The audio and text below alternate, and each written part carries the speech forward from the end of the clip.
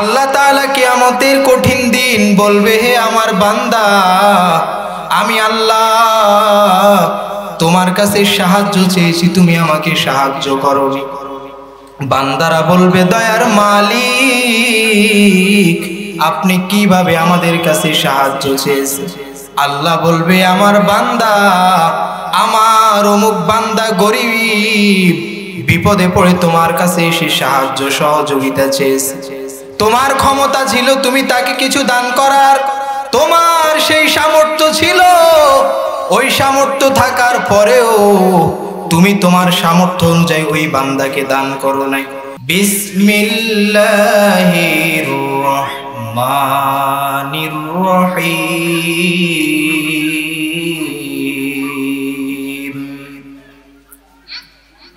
ওয়াবতাগি ফীমা আতাকাল্লাহুদ দারাল আখিরাহ ولا تنس نصيبك من الدنيا وأحسن كما أحسن الله إليك ولا تبغ الفساد في الأرض إن الله لا يحب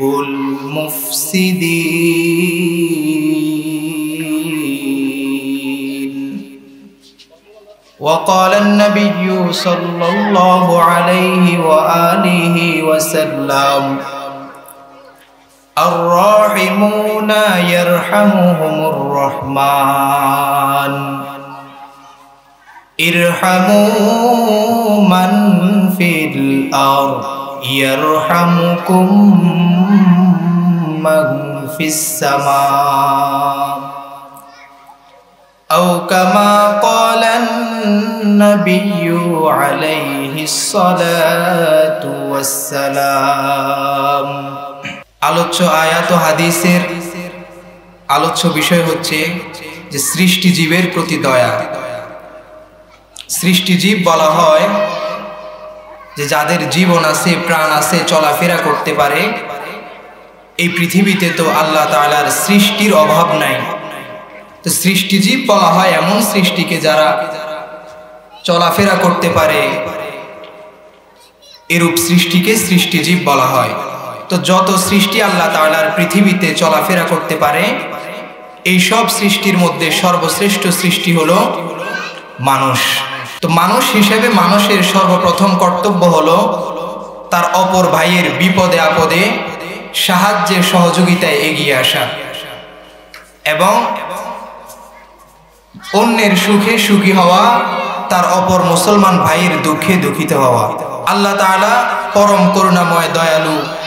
আল্লাহ তাআলার সিফতি নাম ৯৯টি নামের মধ্যে ২টা নাম হলো রহমান এবং রহিম।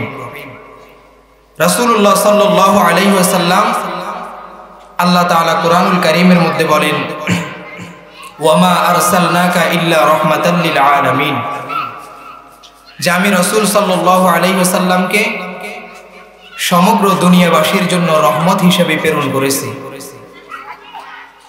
রাসূল সাল্লাল্লাহু আলাইহি ওয়াসাল্লাম কেমন রহমত? আল্লাহর নবী আরবের মানুষের জন্য রহমত, আল্লাহর নবী আরবের মানুষের জন্য রহমত। যেমনি ভাবে আল্লাহর পয়গম্বর আরবের মানুষের জন্য রহমত, ঠিক তেমনি ভাবে নবী আজমের মানুষের জন্য রহমত। নবী আমার যেমন মুসলমানের পয়গম্বর, আল্লাহর পয়গম্বর, ঠিক তেমনি ভাবে আমার নবী হিন্দুর পয়গম্বর। কেমন একজন মায়ার নবী আমার! সমগ্র নবীদের নবুয়ত কালের একটা নির্ধারিত সময় ছিল। আল্লাহ তাআলা নবীজিকে এমন নবী করে বানাইলেন, আমার নবী হলো নবী নবুয়ত কাল থেকে একেবারে কিয়ামত পর্যন্ত যত উম্মত আসবে সবার নবী হলো আমার পয়গম্বর। কেমন একজন মায়ার নবী আমার! নবী আমার গরিব দুঃখীদেরকেও সাহায্য করতেন। নবী আমার ইয়েতিম এবং বিধবাদের দায়িত্ব গ্রহণ করতেন। আমার নবী নিজের সক্ষমতা অনুযায়ী মানুষকে সাহায্য সহযোগিতা করতেন। কেমন একজন মায়ার নবী! আমার নবী আত্মীয় স্বজনদেরও খোঁজ খবর রাখতেন। আল্লাহর নবী বলেন, লা ইয়াদখুলুল জান্নাতা কাতি', আত্মীয়তার সম্পর্ক যারা ছিন্ন করবে এরা আমার আল্লাহর জান্নাতে প্রবেশ করবে না। আমার নবী কেমন একজন নবী! নবী সবার খোঁজ খবর রাখতেন। এমন একজন নবী আমার নবী বলেন, মান তুফিয়া ওয়া আলাইহি দাইনুন ফাআলাইয়া কাযাউহু ওয়া মান তারাকা মালান ফাহুয়া লিওয়ারাসাতিহি। আল্লাহর নবী বলেন মান মাতাও মান আলাইয়া দাইনুন, যে ব্যক্তি ঋণ রেখে মারা যাবে, ফাআলাইয়া কাযাউহু, ওই বান্দার ওই উম্মতের ঋণ পরিশোধ করার দায়িত্ব আমি নবীর। ওয়া মান তারাকা মালাহু ফাহুয়া লিওয়ারাসাতিহি, আর যেই বান্দা ধন সম্পদ রেখে দুনিয়ার থেকে চলে যাবে ওই ধন সম্পদ প্রাপ্য হকদার হবে তার ওয়ারিসগণ। নবী আমার কেমন নবী! নবী আমার দয়ার সাগর। আল্লাহর নবী এমন গুণান্বিত ছিলেন, সাহাবায়ে কেরাম আল্লাহর নবীর গুণে গুণান্বিত হয়ে নিজেদের জীবনকে নবীজির রঙে সাজিয়েছেন। শুধু যে আমার নবী মানুষের প্রতি দয়াবান ছিল বিষয়টা এমন না, নবীর সাহাবীও ঠিক তেমন ছিল। রাতের অন্ধকার, গভীর রাত, আল্লাহর পয়গম্বরের সাহাবীর কাছে একজন মেহমান এসেছে। সাহাবী মেহমানকে নিয়ে ঘরের মধ্যে গেলেন, খাবারের আয়োজন করলেন। পর্যাপ্ত খাবার নাই, একজন খেতে পারবে এই পরিমাণ খাবার। আল্লাহর নবীর সাহাবী স্ত্রীকে বলল, স্ত্রী আমার, এই পরিমাণ পর্যাপ্ত খাবার আমাদের নাই, যেই খাবারের দ্বারা আমরা দুজনকে খানা খাইব। তো বিবি, তুমি একটা কাজ করবা, যখন তুমি আমাদেরকে খাবার দিবা, খাবার দেওয়ার পরে তুমি বাতি বন্ধ করে দিবা। বাতি বন্ধ করে দেওয়ার পর ওই অন্ধকারে আমি না খেয়ে আমি মেহমানদারির পরিপূর্ণ মেহমানদারি করে দিব।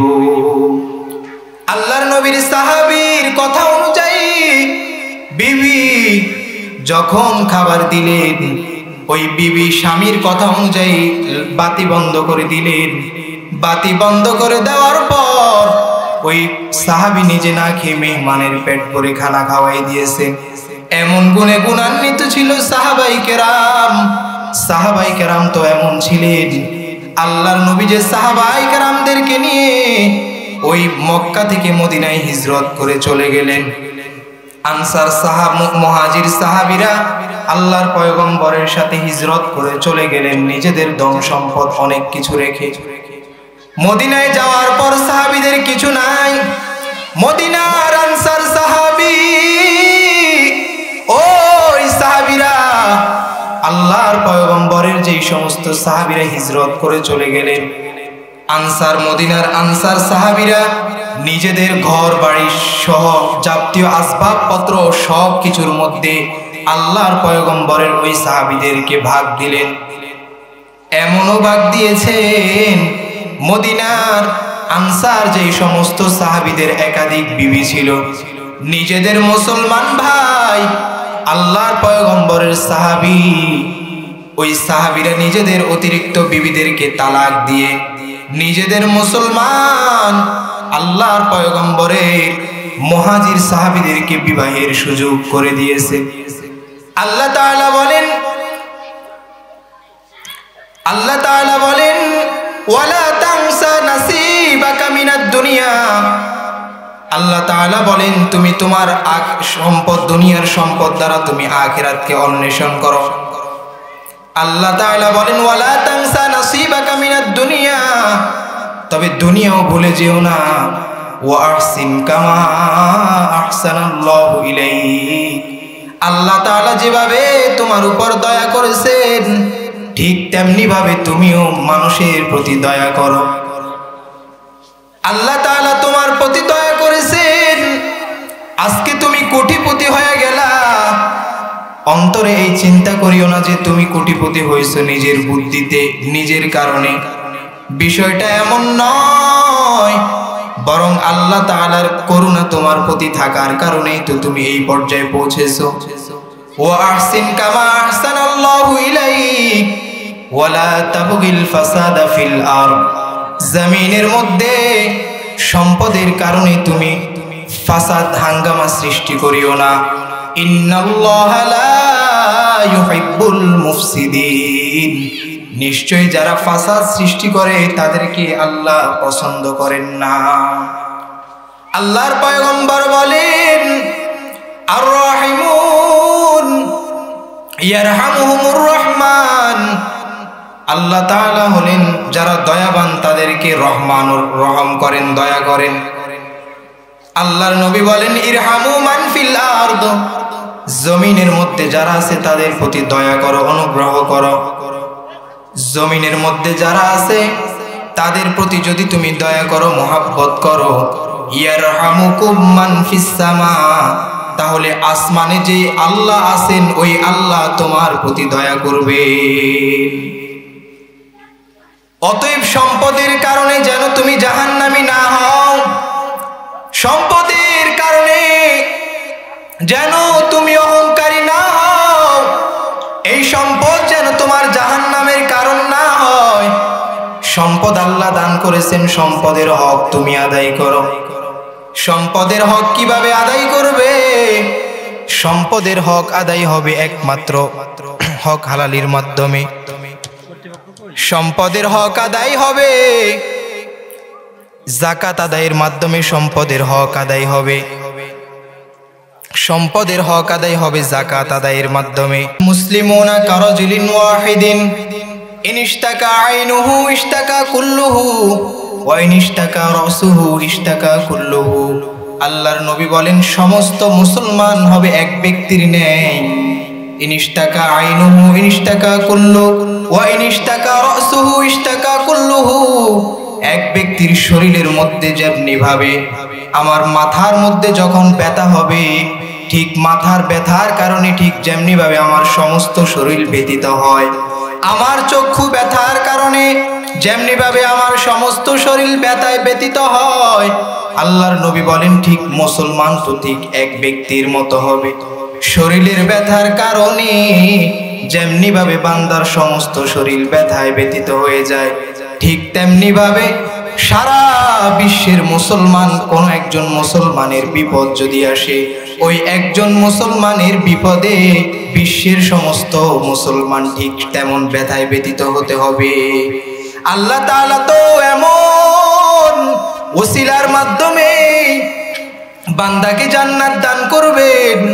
আল্লাহ তাআলা হাদিসের মধ্যে আছেন, আল্লাহর পয়গম্বর বলেন, কাউকে আল্লাহ তাআলা ন্যূনতম আমলের বিনিময়ে আল্লাহ কোনো বান্দাকে জান্নাত দান করবেন। যেমন কেউ সওয়াবের নিয়তে ইখলাসের সহিত কোনো বান্দাকে এক গ্লাস পানি পান করালো, আল্লাহর নবী বলেন এই সামান্য আমলের বিনিময়েও আল্লাহ ওই বান্দাকে জান্নাত দান করবেন। বনি ইসরাইলের জেনাকার মহিলা সারাটা জীবন জেনার মাধ্যমে বান্দা নিজের জীবনটা কাটালো। জীবনের সর্বশেষ মুহূর্তে কুকুরকে পানি পান করানোর কারণে আল্লাহ তাকে জান্নাত দান করেছেন। আবু হুরায়রা রাদিয়াল্লাহু তাআলা আনহু থেকে হাদিস বর্ণিত, আবু হুরায়রা বলেন, কিয়ামতের কঠিন দিন আল্লাহ তাআলা বলবেন, হে বনি আদম, আমি অসুস্থ হয়েছি, তুমি আমার খবর নেও নাই। বনি আদম বলবে, হে দয়ার মালিক, আপনি কিভাবে অসুস্থ হয়েছেন? আল্লাহ তাআলা বলবে, হে আমার বান্দা, দুনিয়াতে আমার বান্দার অসুস্থ হয়েছে, তুমি আমার ওই বান্দার খোঁজ খবর নেও নাই। ওই বান্দার যদি খোঁজ খবর নিতে, বিনিময় আমি আল্লাহর খোঁজ খবর নেওয়া হতো। আল্লাহ তাআলা কিয়ামতের কঠিন দিন বলবে, হে আমার বান্দা, আমি আল্লাহ তোমার কাছে সাহায্য চেয়েছি, তুমি আমাকে সাহায্য করোনি। বান্দারা বলবে, দয়ার মালিক, আপনি কিভাবে আমাদের কাছে সাহায্য চেয়েছেন? আল্লাহ বলবে, আমার বান্দা, আমার অমুক বান্দা গরীব বিপদে পড়ে তোমার কাছে এসে সাহায্য সহযোগিতা চেয়েছে। তোমার ক্ষমতা ছিল তুমি তাকে কিছু দান করার, তোমার সেই সামর্থ্য ছিল, ওই সামর্থ্য থাকার পরেও তুমি তোমার সামর্থ্য অনুযায়ী ওই বান্দাকে দান করো নাই। ওই বান্দাকে দান করতে যদি বিনিময় আমি আল্লাহকে দান করা হয়ে যেত, ওই বান্দাকে তুমি দান করো নাই। এইভাবে আল্লাহ তাআলা বিভিন্ন মানুষকে বিভিন্নভাবে প্রশ্ন করবেন। এরে নবীর উম্মতের দল, সাহাবায়ে কেরাম আল্লাহর নবীজিকে কি পরিমাণ মুহাব্বত করেছেন। আল্লাহর নবী সাহাবায়ে কেরামকে নিয়ে বসে আছেন। আল্লাহর নবী এক যুদ্ধের জন্য কালেকশন করতেছেন। আল্লাহর নবী কালেকশন করতেছেন। একদিক দিয়ে নবী ডান দিক দিয়ে বললেন, কে আছেন যুদ্ধের জন্য কি দান করবেন? হযরত উসমান এই পাশ গিয়ে দাঁড়ালো, গিয়ে আল্লাহর নবীকে বলল, হে পয়গম্বর, এই যুদ্ধের জন্য আমি 100 উট দান করলাম। আল্লাহর নবী উসমানকে বললেন বসার জন্য, উসমান বসে গেলেন। আল্লাহর নবী মাঝখান থেকে আঙ্গুল দিয়ে ইশারা দিয়ে বললেন, কে আছেন এই যুদ্ধের জন্য কিছু দান করবেন? মায়ার নবীর সাহাবী উসমান আবার এখান দিয়ে এসে দাঁড়িয়ে আল্লাহর পয়গম্বরকে বলল, নবী, আমি এই যুদ্ধের জন্য 100 উট আল্লাহর রাস্তায় দান করব। ওসমান আবার বসে গেল। আল্লাহর নবী বাম দিকে ইশারা করে বললেন, এই যুদ্ধের জন্য কে আছেন কি পরিমাণ সম্পদ দান করবে? ওসমান আমার নবীর সাহাবী, জিন্নুরাইন সাহাবী, কেমন একজন সাহাবী! আল্লাহর নবী নিজের 2জন মেয়েকে ওসমানের কাছে বিবাহ দিয়েছেন। ওই ওসমানের গুণগান গেয়ে আল্লাহর পয়গম্বর বলেন, লিকুল্লি নাবিয়িন রফিকুন ওয়া রফিকি ফিল জান্নাতি ইয়ানি ওসমানা। সমস্ত নবীদের জান্নাতে একজন বন্ধু হবে, সমস্ত আম্বিয়া কেরামের জান্নাতের মধ্যে একজন বন্ধু হবে, আর আমি নবীর বন্ধু যিনি হবে তিনি হলো আমার সাহাবী ওসমান। আল্লাহর নবী বাম দিকে ফিরে বললেন, কে আছো এই যুদ্ধের জন্য কিছু দান করবে?